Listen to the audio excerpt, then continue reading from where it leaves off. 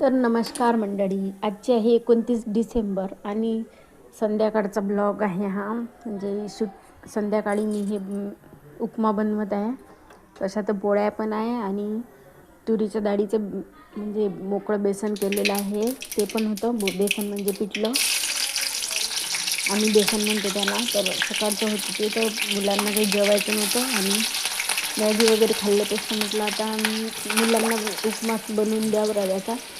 तर असं मी बनवलेल्या 2-3 मिरच्या चिरल्या, त्याच्यात एक कांदा चिरला आणि तेलामध्ये मस्त होऊ दिला. कांदा मिरच्या त्याच्यात टाकून दिला. सर्वात आधी मी तेलामध्ये मोहरी टाकली, नंतर मग मिरच्या टाकून दिल्या. कारण की मग सर्वात आधी मिरच्या जर टाकल्या तर मस्तपैकी होतात आणि त्यात तिखट पण लागत नाही म्हणून टाकल्या, कारण की मुलांना खायचा होता उपमा म्हणून.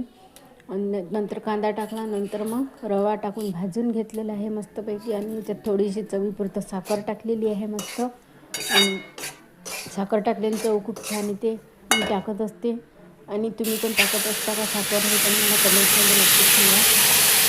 आणि मीठ वगैरे टाकून घेतलं चवीनुसार आणि जे पाणी गरम करून घेतलेलं आहे तर मी आधीच कढईमध्ये, तर ते मी टाकून घेतलेलं आहे आणि मस्तपैकी झाकण ठेवून 10 ते 15 मिनटं शिजवून घेतलेलं आहे. म्हणजे वाफही दिली, त्याच्यानंतर कोथिंबीर टाकली आणि मस्तपैकी चला तर मग उपमा तयार आहे आपला. चला या मग उपमा खायसाठी.